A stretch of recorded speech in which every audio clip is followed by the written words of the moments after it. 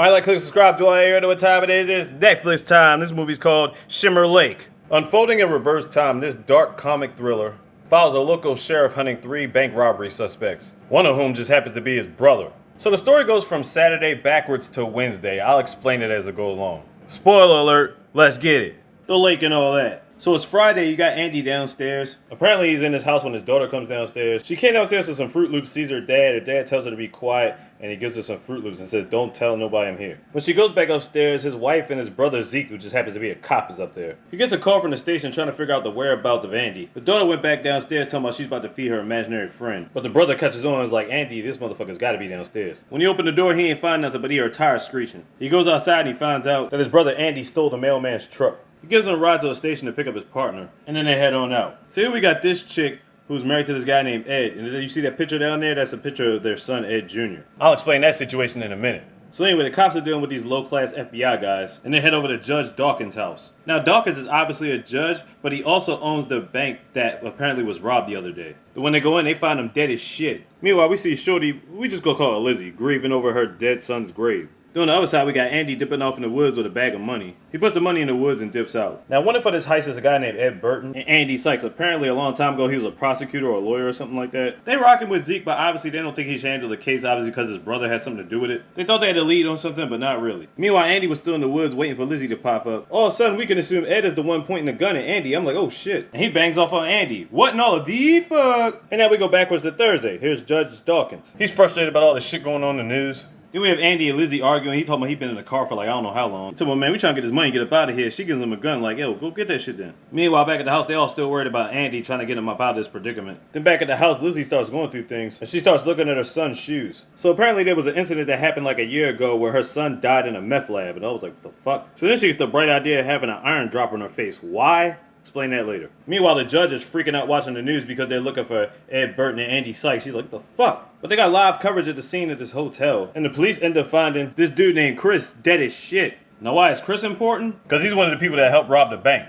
Now the police end up going to Lizzie's house. She gives this story about how Ed abuses her and all this other stuff. They don't cut her in on anything. So that explains why she hit herself in the face with the iron. So at this point, they're still trying to put pieces together. Then all of a sudden, Zeke gets a phone call from his brother, Andy. He talks about he's in Mexico, but obviously he's lying. He's saying that he ain't take Ed's money, all this other stuff. He's like, man, just turn yourself in. I don't want you getting hurt out here. You know you're my brother. Then we get to a scene where the judge is talking to somebody. He's feeling lonely. He wants to bring somebody over. Turns out he's gay on the low. What in all of the fuck? Around the same time, Andy sneaks in the house. He's trying to get the bag of money. Now, the only person he sees is Dawkins. Now, why is that? Because before he got upstairs, his gay buddy went into the bathroom to take a shit. So right when he gets the money, before he's about to leave, he hears this dude shitting. He gets distracted, Andy and Dawkins start tussling with each other. And in between the mayhem, that's how Dawkins got shot. He's like, dude, keep your mouth shut and get the fuck out of here. I ain't gonna kill you. Alright, so now we're going backwards again. It's Wednesday. Chris and Andy are in the car somewhere. Andy tells Chris to stash the car somewhere in a barn or something like that. And he tells him to meet him at the spot by 10. And he's just gonna go back on foot. Back at the police station, Zeke takes some adrenaline or whatever for his shoulder because he got shot when the robbery happened. Then he goes to pick up Lizzie. She starts explaining how she knew something about the robbery, but because Ed doesn't let her in on all the information, she was like, I don't really know everything. So keep in mind, it's Wednesday. This is the first time they met the FBI guys. And yes, they're in a small town, but the only reason why these guys are even down there is because of the bank insurance that they have. So the first spot they go to is Chris's spot, even though Andy's car is sitting over there. They thought they found Chris, but it turns out it was nothing but a damn blow-up doll under the sheets. So anyway, while Chris is still at some random bar, and Lizzie calls him and tells him to meet up. Chris thinks Ed's gonna screw him over, but Lizzie reassures him like, nah, just come meet me at this hotel. Yeah, Chris is not the sharpest knife in the drawer, so he goes along with it. He meets up with her, but he never really brought the money, he just brought himself. She talking about taking a shower, he can hop in and join him and all this stuff. I mean, come on, you could easily smell a setup right here. And I was thinking Ed was gonna pop in, but Judge Dawkins appears. Like, what the fuck? Judge picks up the gun, talking about, man, we're gonna sort all this stuff out, man. Conversation gets hostile. Chris gets closer, and Dawkins sprays his ass with that damn machine gun. Yeah, so that's how Chris died. So they think the judge wants money, and the judge is like, no, fuck the money, I want the damn tape. Now, what tape precisely? A tape of him with that little boy or whatever like that, assuming he's gay. I guess he's trying to run for senate or something like that. She's like, bring the money and you'll get the tape back. Matter of fact, she tells him to hold on to the money because they can't hold it at their house because, you know, police sniffing around. Meanwhile, it's 10 o'clock, Andy's mad that Chris ain't show up. Yeah, Chris ain't showing up nowhere, dog. He's about to have a nervous breakdown. His wife is thinking like, oh, it's not that serious over a poker game. Yeah, because he usually hosts pokers over weekends, but trust me, it ain't about that shit. And now we have Tuesday. Here's Ed Burton. Basically, the mastermind behind this whole operation, or so we assume. So he was in jail for like 8 months and got off. You know what I'm saying? He's thinking to himself like, man, we ain't got no money, ain't got no opportunities. I'm trying to get this shit popping. She not even thinking about that. She's still thinking about the fact that her son died because of him and his accident at that daggone meth lab. So at this point in time, Andy's still eating with the family. Everything's all good. See, this is before the robbery.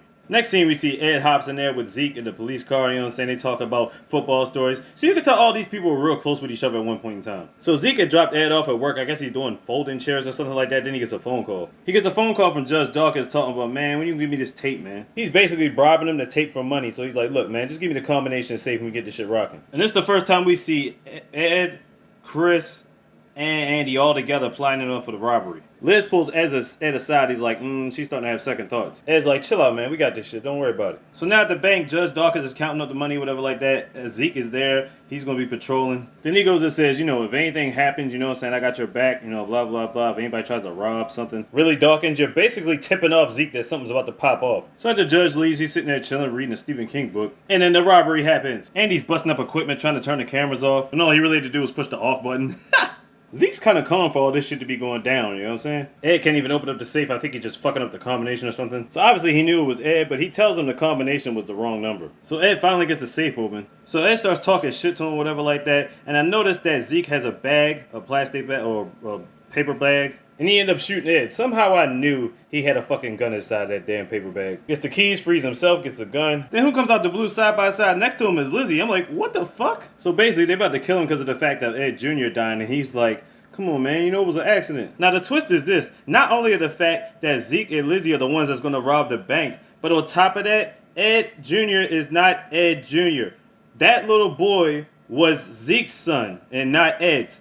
Holy shit. So after learning the truth, Ed gets done deal dead. Andy and Chris act like they're about to go inside the bank until they see Zeke. Like, oh shit. So see that State Champs logo? Yeah, Ed was not the one that shot Andy. It was actually Zeke that shot his own fucking brother. So he puts the adrenaline in his arm so he could be prepared for Lizzie to shoot him in his shoulder. So it could make it seem like a struggle for when the real police come. They put Ed in the tarp and they stuff him in the back of the trunk. And then Lizzie drives off with him. He goes back down to lay in the spot, pretend like he's all fucked up. Meanwhile, Andy and Chris get stopped by the cops. His partner comes in. Zeke tells him his bullshit story. He calls for the reinforcements. On the other side of town, Lizzie's burying the car that she was just driving. Police are like, wait a minute, you said it was a Porsche, right? We just stopped 2 people that had a Porsche. He lets them know, yeah, that was them, man. You gotta put the APB out on these boys. So yeah, that shit was wild. So if you go back to the beginning realizing that all of them are dead now, I'm pretty sure Zeke and Lizzie made it up out of that state. But I guess you could let your imagination run wild on that one. Shimmer Lake on Netflix. Check it out. Like, click, subscribe, do all that. You already know what time it is. Like DZ, Mr. CC, ow, big. Could have got their slogan.